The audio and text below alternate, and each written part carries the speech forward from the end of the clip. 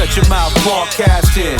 First round draft pick. Believe we got stats, kid. Quarterback sacking, 100-yard dashing. So tap in for the action. What teams got traction? What teams are losing? Franchises ruined. Fans in the stand booing. Welcome to the SYM Podcast Show. I'm your co-host, Sirik, and I'm always joined by my co-host, Ron. What up, Ron? What's going on? You know what we do? We talk about the National Football League on a weekly basis, including the playoffs. If this is something that you're interested in, go ahead and subscribe. Go ahead and hit the notification so you know when we do the videos. And hit a like. It helps us a lot. So, Ron, we just had the Wildcard weekend. Did you see any of these games? Oh, yeah. I actually saw more than I thought I would. I know when we talked last week, I was thinking, oh, maybe I'll take a nap or so, maybe Saturday or Sunday. But I watched a lot more football than I was expecting to this weekend. I'm going to be honest with you. I did not watch any of the Seattle-San Francisco game.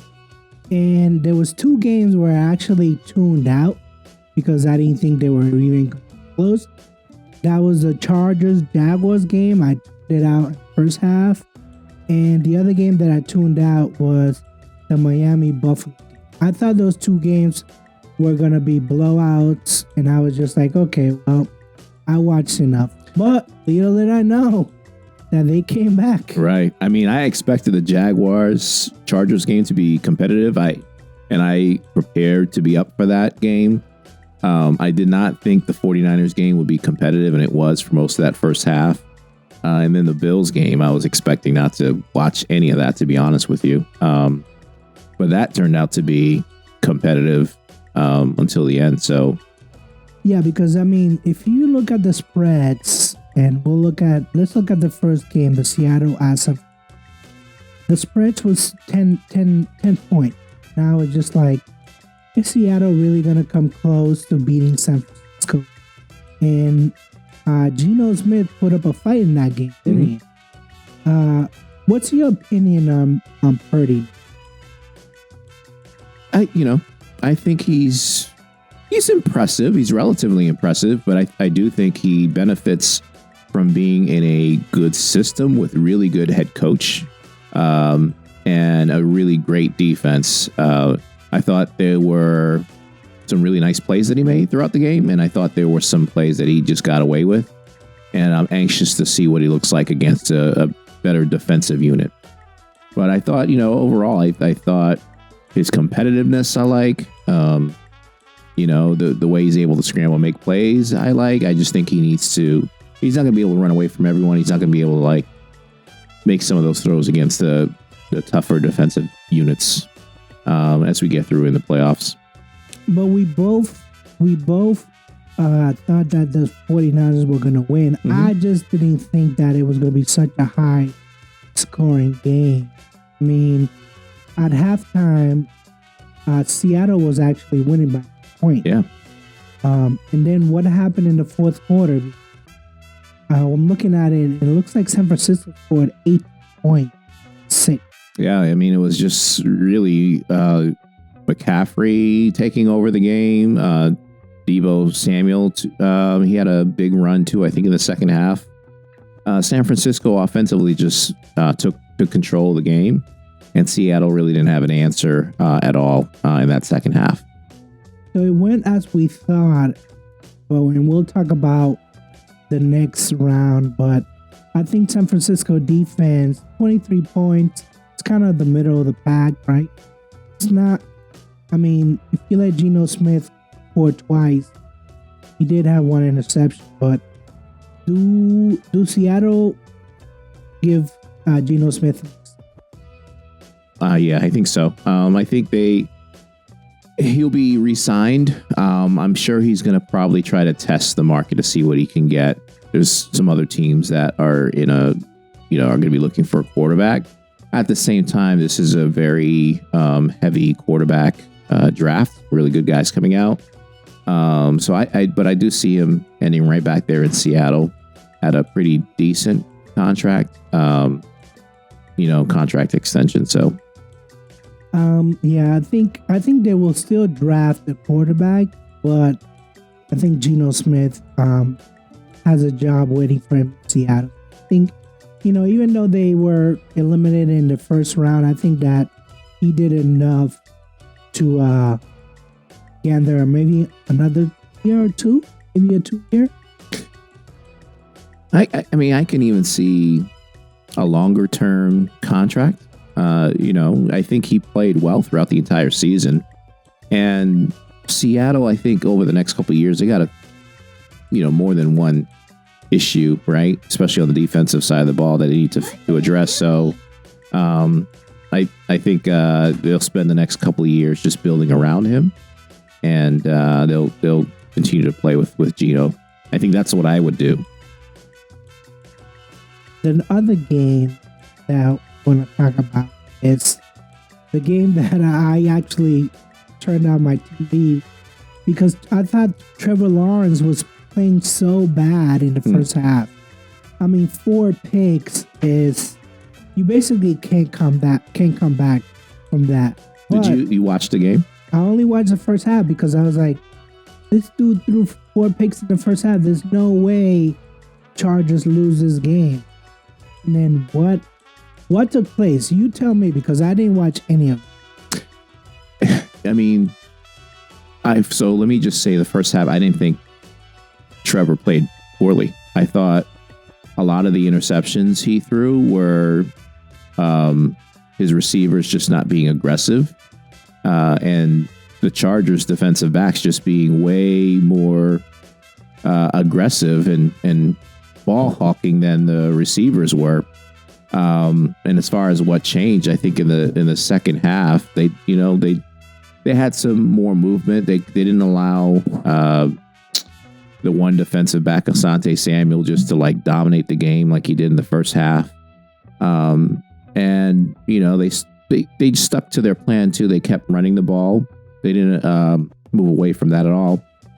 And now I think the second half is the Jags team that we had been seeing over the last couple of weeks. It just so happened that I think they were just really unfortunate and unlucky. I think that first half. That's how kind of I saw it. Did I expect them to come back and win? No. But did I think Jaguars are a better team or at least equally as talented? Yes. And I think we both picked the Jags to win the game. So, prior to the game. So, I think from our standpoint, the Jags were the better team. I just don't understand how the Chargers only scored 3 points in the second half. Was the defense that good, or was it the play calling? I mean, what was Deuce Daly Brandon Daly doing? I mean, so my question to you, Ron, is why was the Chargers only scored 3 points in the second half? Was it the play calling? Was it the Jaguars defense? What happened? I think the Jags played better defense. As I was watching the game, it didn't seem like the Chargers had that many possessions. And when they didn't have a solid plan in the second half. I don't think they ran enough in the second half. They were continuing to pass the ball a lot and some can say you need to be aggressive, but if it's not working and you're having 3 and outs and you got a comfortable lead, well, don't keep passing the ball. Run the ball, run some time off. And I don't think they did a good job of doing that, especially in the fourth quarter. They could have ran a lot more in the fourth quarter, but they didn't. So were you shocked to hear the news that they're bringing back Staley? I am. But they did fire the coordinator, apparently. Now, I thought Staley was the one calling the play, so I don't know how much of a difference it's going to make to fire the coordinator. I just think that, the game wasn't managed that well. But I don't want to discredit Jacksonville either for the grit and determination they had. They're just a good football team. And they're clicking right now on all cylinders. And, I'd be worried if I'm Kansas City, and we'll talk about next week's divisional game. But I'll be a little bit worried if I'm them because it, I think it just seems to be falling right into place for Jacksonville. That's kind of what you need when you get into the playoffs. The other game, and I will say that I wasn't feeling well this weekend, so I looked at the spread. It was 13 points, and I was like, you know what? Let me take a nap so then I can watch the Giants-Minnesota game. So I took a nap, and then I come to find out that this was an actual game. I thought Thompson wasn't that good. So what happened? Which game are you talking about now? This is the Miami-Buffalo. Oh, Miami-Buffalo. Okay. I don't know what happened.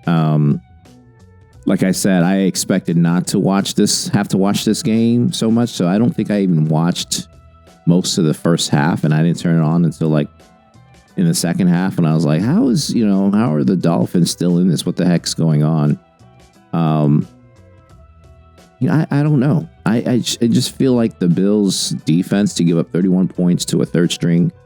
I understand, the Dolphins have a lot of weapons. They have, not only good receivers, but they have a talented running back in the running game. So, but it's for them defensively, to give up, was it 17 points in the second quarter? That's not good. And to give up a touchdown in the third, I think they need to do better defensively if they're going to continue to make a run in the playoffs. I mean, the Buffalo did have 3 turnovers compared to Miami's 2. So that right there makes, it's an automatic field change, right? It's almost like a punt gone bad or whatever. Just you're giving the opponent easier options to score, right? Yeah. And you and I talked about Josh Allen, earlier. He's got to take care of the football more. 2 interceptions and a fumble. That's not going to do it. Especially when you get to the next round in the playoffs. So he's got to play better. No excuses. Supposed to be one of the top, 3 quarterbacks in the league. And there's times throughout the season where he has not looked like it. So he's got to perform a lot better. So they didn't score in the fourth quarter at all, Buffalo. Should you be concerned about Josh Allen 2 interceptions? Because if he does this, let's say in the next divisional round against Cincinnati, I don't know. I just don't know about Buffalo. We'll talk about that divisional round in Cincinnati, but it is going to be another home game. So maybe they know that these games they can play lose at home because they have that advantage. I don't know. I just feel like I've never seen them. Singletary only had 46 yards rushing. Really, they should be like 100 every time. They should be more balanced.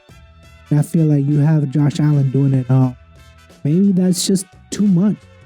No, is this game in Buffalo? I can't remember what the hell. And this game is in Buffalo because they had Well, what was the issue? Remember where they didn't play that last game? Kansas City. If Kansas City and Buffalo meet. Gotcha. In the AFC conference. Then it's a neutral. Yes. Gotcha.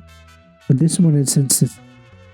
Again, we'll talk about it during the divisional round. The next game that we want to talk about is the New York Giants at Minnesota. It was a 3-point. So I think I saw this game at your house, most of it at your house. 48 over and under. We actually hit it on the spot. We picked the Giants. Why didn't you like Minnesota? I just liked the Giants more. That first game they played, they only lost by 3.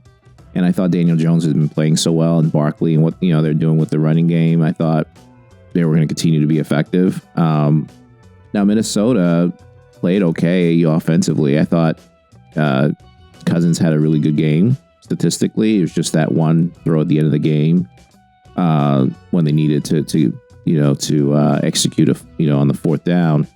But I think the Giants are a pretty decent team. We've seen it most of the season. They're a tough out, and I don't think Minnesota was as good as their record. But we'll see how far that continues. So has Daniel Jones, in your opinion, earned an extension?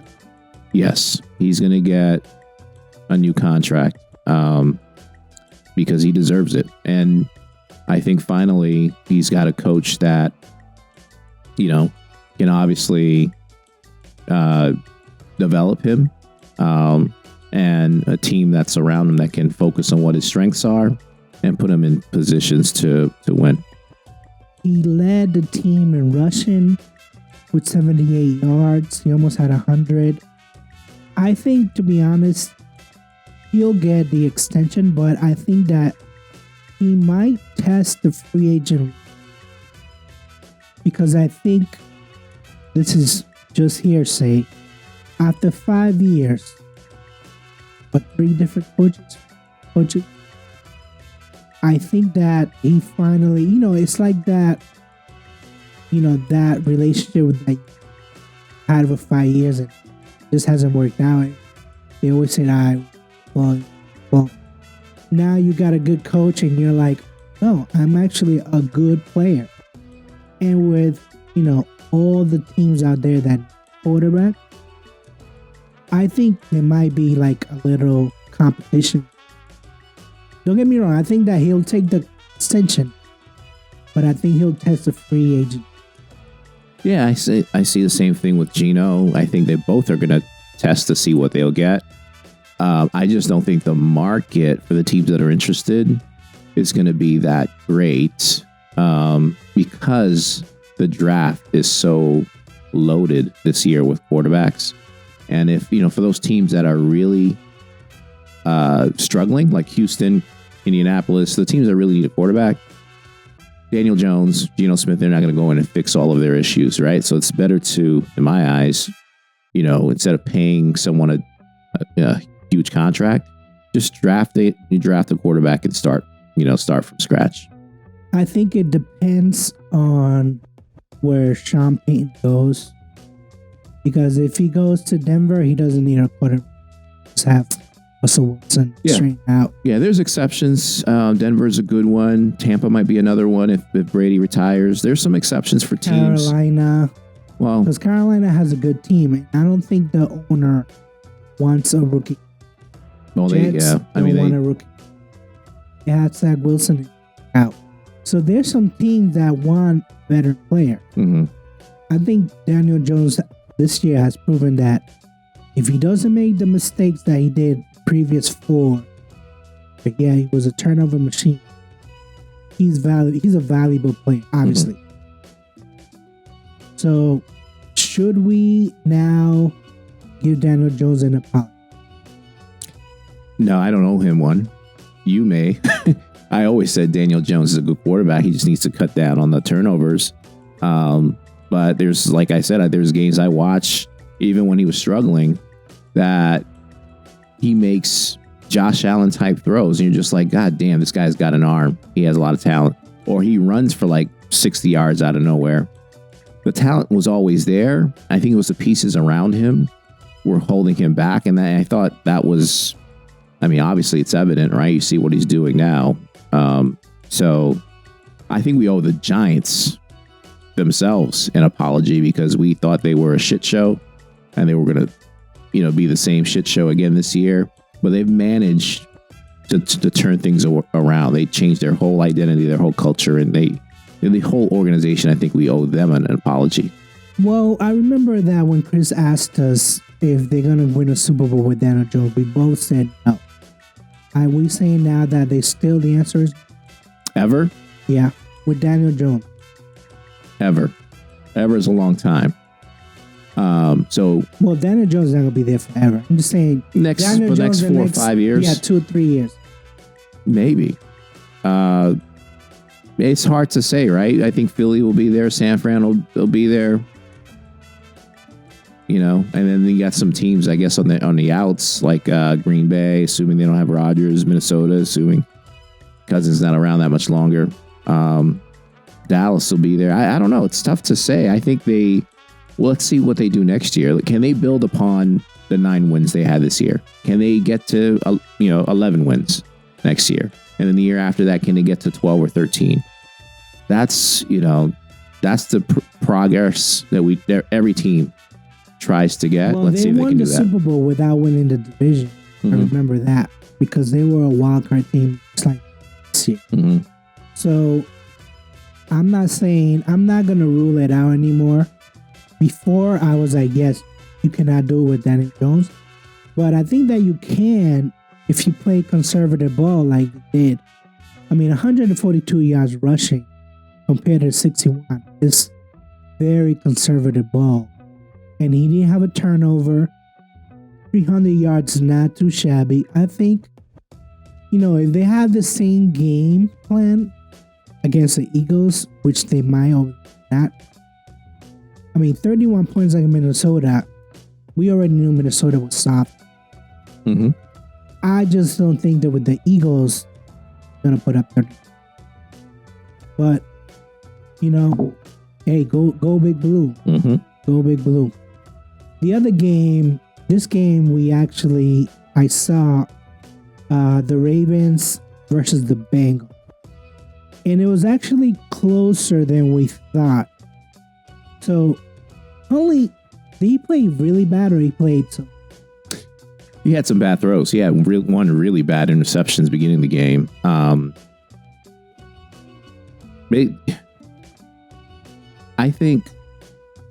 don't think he played well. I think if they had Lamar Jackson or anyone else that can manage a team, not even like lead them to victory, they would have won. I thought, and I think, we had this conversation too, that the Bengals offensive line is not good and the Ravens is a perfect matchup. This was a perfect matchup for the Ravens because their defensive line could dominate Bengals offensive line, and their linebackers for the Ravens would dominate, and they did, and they kept them in it the entire game. It was just that horrible turnover at the end. Combo. Yeah, where they ran back. And then the pick, like I said, those two mistakes by the quarterback is what did them in. Yeah, because Joe Burrows did not play a great game. 209 yards, 1 touchdown. And Cincinnati just ran the ball for yards. So it was an ugly game, but that's the way Baltimore won it. Yeah, Baltimore, their defense is no joke. They started to play better too in the secondary. That was, the part I was a little bit worried about. But with the amount of pressure that Burrow had, and then the inability for the Bengals to run against them, Bengals became kind of one-dimensional, and good luck being one-dimensional when your line is not very good. They lost one offensive line member, so now it's even weaker.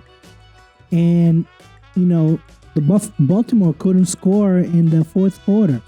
So are you in the J.K. Dobbins camp that if Lamar had played, they would have won? Yeah, absolutely. Without a doubt. Not just Lamar playing, but, he was saying, hey, at the end, give me the ball. I don't know why you got all the way down there. You don't give him a chance to score. Yeah, I think he needs to get a handoff there, and for sure, assuming Lamar's back there, and he's healthy, they'll be right in the thick of things and they can compete and beat the Bengals. Okay, so let me ask you about Lamar now. I know he sent out that tweet on Thursday. That's scripted. Cryptid tweet on Thursday. He was a no-show for the game because he was hurt. Is he done as a Raven? I don't know. I don't know. I don't know if he's ever showed up for away games, or if he's been home. So I don't buy a lot into that. The tweet itself was, he was sending a message saying, hey, if you really love someone, or, you should need to take care of it, basically. I'm on the fence with this one because Lamar's a great player. He deserves a good contract. he does not deserve 100% guaranteed. If I'm the Ravens, I'm not paying him that much to miss 6-7 games every single year, right? He hasn't been healthy, for the last 2 seasons. He had to play the full season. So I thought the contract they gave him initially, if the reports were right, was very generous.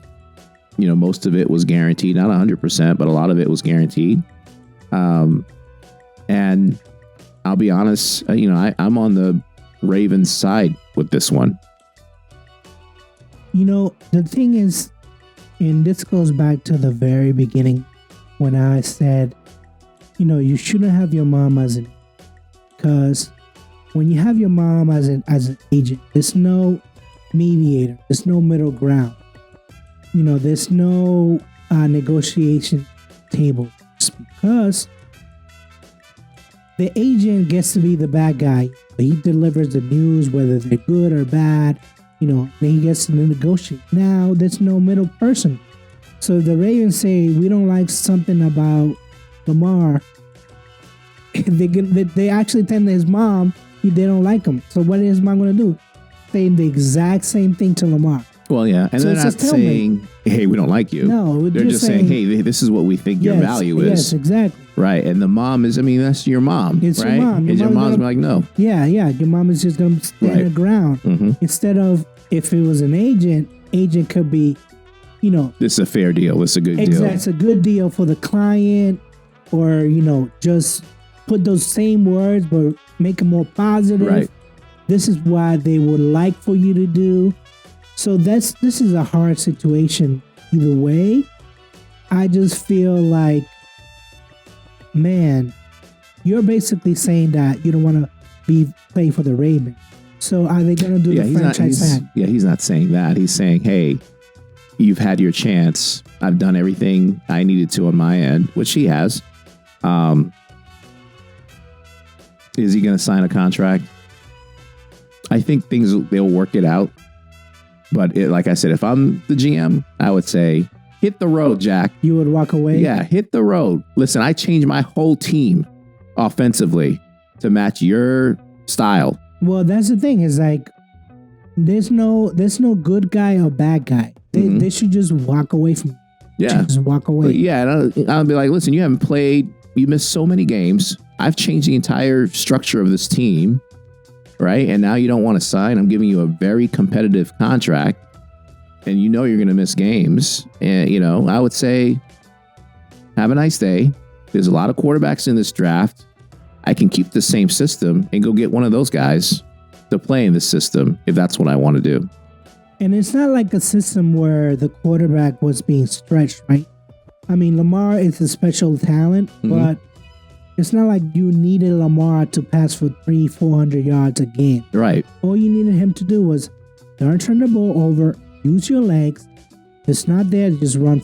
Yeah. You mean to tell me that there's not another rookie quarterback or even someone in the draft that can do that? Yeah. And, even if you wanted to say, hey, let's change the system, let's get some more playmakers, let's spread it out a little bit, then you could do that too. So they got a very good defensive unit. I said that. One that can carry them throughout the season. There's no need to break the bank or make a commitment that you don't feel comfortable with. For a guy who, for whatever reason, he doesn't want to give in anything on his side. That's not how deals are made. Deals are made when each side gives up something. And again, I'm not in the room or anything, but from what I've read, it seems like one side has come to the table and say, hey, this is what we're willing to pay you. And he's held his ground on what he's looking for. And you know what? And that goes back to my original point. You need a mediator in your room. You need an agent. You need a professional. Fine if you have your mom, be your agent, but she has to be flexible. And I feel like there's no flexibility this back and forth. So what's your confidence that he returns? What percent will you give it? 3. 3 out of 10 that he returns? I think it's more 50-50 for me. Yeah, I think it's a 3. I think that at this point, you know, the Baltimore Ravens should be like, listen, we're not going to give you a guarantee. They haven't come out and said that, but in the contract details, it clearly says it's not guaranteed. Not 100%. Not 100%. So they're just not going to do it. And I feel like, fine, if you want to do the whole Deshaun Watson sit out a year, until that franchise tag is off and whatever, do it. Mm-hmm. Do it. The next game, which I would tell you that this game I also turned off second. I just Dallas at Tampa Bay. This was the only game from last week that we actually picked Tampa to win. Mm-hmm. But I feel like deep down inside we knew that it was going to be Dallas to win. And I don't even know where to start. I mean, start with Brady. He's horrible. We'll get to Brady in a minute. Do you think this was Dak's best performance in the playoffs? I probably have to go back and then look through some of the games before, but I'm sure it's up there. But at the same time, I've seen him have other games like this, right, where he just looks like an MVP caliber type of player. Now, this game, he's doing it in the playoffs against a very good defensive unit, so that's impressive. He looked good. He looks healthy, and he looked good. I mean, he had 4 touchdowns, over 300 yards passing. He was basically accurate, 33 out of 25 out of 33. I think this was his best game that I've seen him play. 128 yards rushing. That I wasn't expecting, because it was a Tampa Bay defense. I thought they would at least put up a fight. I didn't even see that. Well, they did. Not against Tony Pollard, but, they slowed down Elliott. Yeah, Elliott had 27 yards. So, I mean, still, I just didn't think that would happen. I mean, Brady outthrew him by 50 yards, but still. Yeah, on 66 attempts, though. Yes. Half the attempts. So that's Prescott had 33. Anytime you go over 50 attempts, I don't think that's a good measure. No. Yeah. No. So, but they were down early, and that's they had to abandon the run a little bit. That's why those guys only had like 12. It looks like attempts running. But I'm going to go back to Dak for a sec. You think I've always thought he's been in the top 10. Some people have questioned that just based on his performance this year. But these are the games to me that shows why I'm not going to call him elite. I'm not going to say he's top 5, but certainly to me he's in the top 10. This is what I'm going to say about Dak. I think I agree. I think he's a top 10 quarterback. The thing with me and Dak is that can he replicate this kind of, performance on back-to-back? Because I feel like one game he looks phenomenal, and then the next game he doesn't look the same. So I want him to replicate this against the Niners, and we'll get to that before he can even sniff the top 5 of elite. Yeah, I don't think he's not in top 5 for me. I don't think he'll even ever be there. But I agree, he has to be more consistent for him to remain in the top 10. And I'm not a Cowboys fan by any means. I think the fandom is overrated. But if he has the same game against the Niners, say the same game against the Eagles, then I would feel like Dak has finally made it to the top. And then if he has basically he has to have the same game for the Niners, the Eagles, and the Super Bowl. And then I can be like, you know what? This is a top 5. But I don't know 6 years, 7 years that he's been in the league, he hasn't been able to do that. So that's where I stand. So let's talk about Tom Brady, because I wanna know your opinion on whether or not this is his last year. It needs to be. I thought The way he played, he was stealing money. That's the best way I can put it. He should have retired. You talking about the whole year or just the playoff? The whole year. Even the games he played well. He just looks shaky. I don't know what else to say. Even with a clean pocket, he's not always 100% accurate. And then forget if your pocket collapses, he's one of the worst quarterbacks, I think, in terms of moving around in the pocket, scrambling a little bit and making an accurate throw. He just can't do that at all. So you don't see him as a Raider? No. Well, I'll say, I think some team will still buy into the Brady hype and probably make an effort to go after him. I don't think it's a good decision because you're not getting Tom Brady from 10 years ago, 5 years ago even. You're getting a guy that is still intelligent, but physically can't do the things that he was capable of doing, 5-10 years ago. I think that he will hoodwink another team. Yeah. Whether it's the Raiders or the Jets, Miami. If Tua decides to hang up. I just feel like he has an aura that some teams just can't say no to. Mm-hmm. Some teams just can't say, I'm not going to accept that call from Tom. Yeah. I think if you're desperate enough, like Carolina or the New York Jets or whatever, you pick up the call and you give them a 1-year deal. And who knows if it'd be 25 million, 20 million, 50 million. I don't know. The whole point is, I think he has one more year. And I don't know if he's going to be productive. I don't know. He's going to pick the team with the best weapon, the best offensive.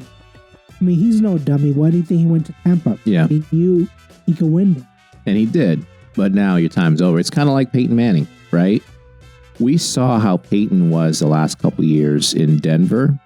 And we all could tell. I think at one point, he get benched. He was playing so poorly. And then they brought him back in. This to me feels even worse than that because they're not going to, obviously the Bucks weren't going to bench Tom.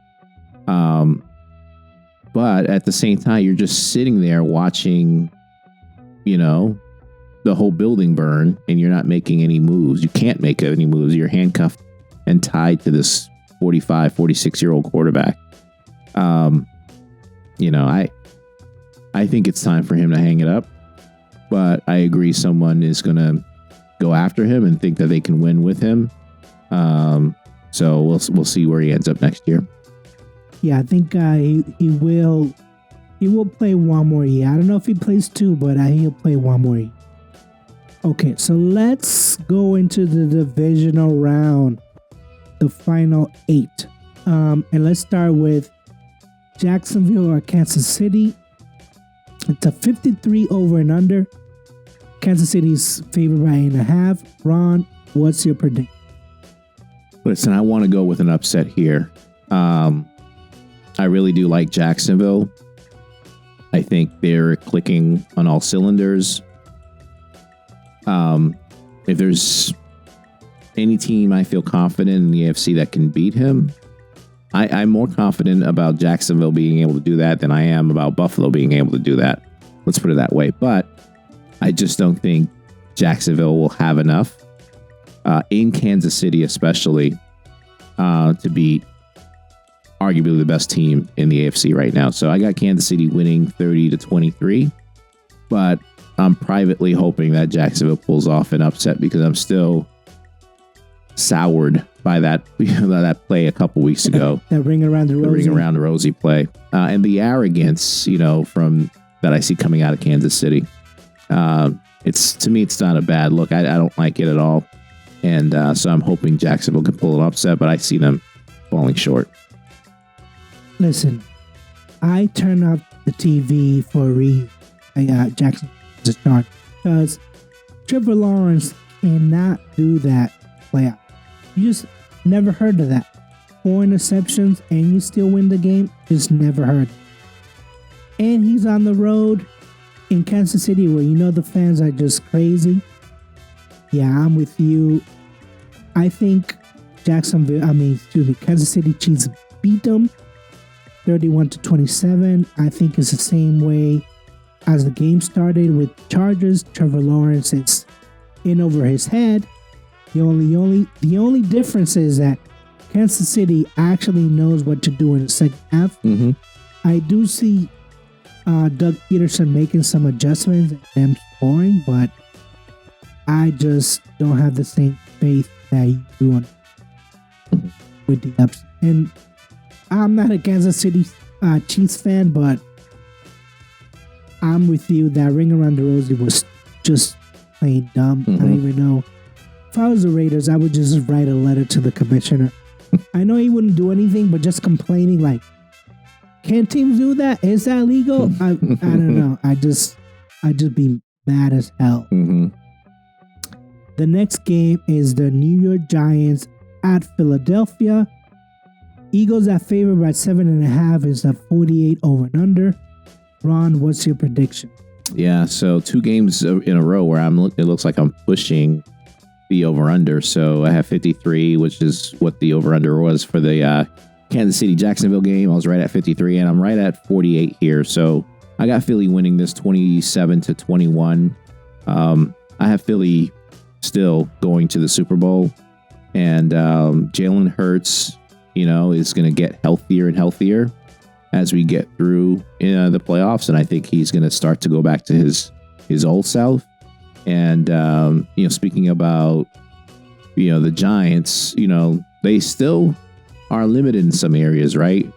Those receivers, I'm like, who the heck are these people, that he's throwing to? So I think that starts to catch up to New York. But they should still be proud of how far they've gotten. But I see this being the end of the road for the Giants. I'm in the same wagon where I think the Daniel Jones just doesn't have enough weapons to beat the Eagles. And I see the Eagles blowing out the Giants 35-20. I think the Eagles have a point to prove. I think Jalen Hurts has heard me personally. I think doubting him all the time, that he's not a top 10 quarterback. So yeah, I see them winning 35-20. The next game, Ron, is Cincinnati at Buffalo. This is a rematch of an unfinished game. The over and under is 48 points. Buffalo is favored by 5. Ron, what's your prediction? I got Buffalo winning this game 30-27. Again, I got Buffalo being in the Super Bowl. I am a little bit worried about this game because, Buffalo they play a decent defense, a good defense. I don't want to say just decent, but they're not the Ravens up front.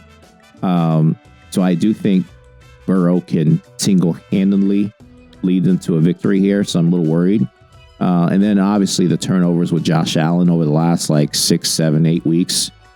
That has to be fixed like this game, because if he has one turnover, they're going to lose in my eyes. So I still got Buffalo winning. I got 30-27 as the score. Well, I think that this is where I was going back and forth whether Buffalo was going to win or whether Cincinnati's going to win. I went with Cincinnati 35-1.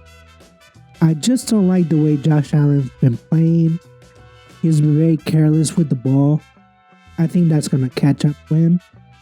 But then I saw that Cincinnati is a man short. Offensive line that already has issues, right? But they had issues last year all the way to the Super Bowl. So, and the fact that Joe Burrow didn't have an awesome game. Baltimore does have a good, but I think this is my upset of the weekend. I think Cincinnati can pull this off. I know this is technically Buffalo's last home game, so they might pull up all the stops Hamlin might show up. Who knows? I just know that it's going to be cold, maybe even snowy. Everything, all the elements are going to go against Cincinnati, but, they're a cold weather team as well, so it's not like this is on different. I just feel like they can pull this one off 35-30. I think I'm going to bet on Joe Cool to make it through. The last game of the divisional round. Dallas at San Francisco. This is the closest line. 3.5. 46.5 over and under. Ron, what's your prediction? So I'm going under that over-under prediction, and I got Dallas winning 20-17. I think this is going back to what I was saying earlier about Brock Purdy. At this stage, you're going to see him regress a little bit and come back down to reality against a pretty good, Dallas defensive unit. That's going to put pressure on him. And they'll be able to make some plays too in the secondary. This is going to be a difficult game for the 49ers to be able to pull this one out, I think.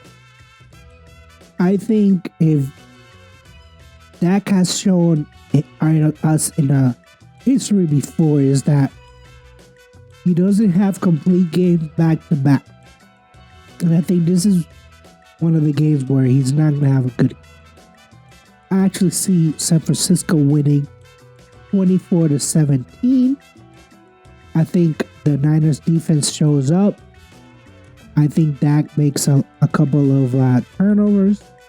And this is where, similar to last year, I think the Niners won last year as well. At home too, if I remember. I think that this is the Niners' victory. So the Sunday games are the two games that we don't agree. Yeah, and listen, I think 49ers can win. I definitely think the Bengals could win, but despite Josh Allen not playing his best down the stretch, they got too much to play for. Not just the Super Bowl, but the whole Hamlin situation. They gotta lean on wherever they can to come together and play better. For especially Josh Allen, and especially the defense too. They got to play better. They haven't played. To me, they haven't played like they're capable over the last 6 or 7 weeks. That defense. So, let's see if they can get things rolling. They need to. So that's our prediction for the wild card. For the divisional round, Ron, anything else that you want to add for this divisional? No, let's hope the games. I mean, they should be just as interesting as week one. So yeah, I'm looking forward to enjoying another weekend of football. So let's go. Yeah, let's go. And I want to see the Giants pull it off, but I just don't feel like this is the team that they want to pull that off again. So I'm rooting for the Big Blue. I'm rooting for the Big Blue, even though I picked against them. Mm-hmm. So what do you know? Other than that, you're going for Jacksonville. You think that they have an upset there? No, I picked them to lose, but I'd like to see an upset. Okay, so let's go. And that's the only Florida team that's left. Mm-hmm. Let's go Jacksonville. Let's go Giants. Even though we picked against them, let's do it. Let's do it. Let's do it. Peace out. Peace. Hey guys, thanks again for watching. Don't forget to like and subscribe. Any questions or comments, feel free to hit us up on shutyourmouthpodcast@gmail.com. That's shutympodcast@gmail.com. You can also hit us on Twitter or on Instagram at SYM Podcast. Thanks again.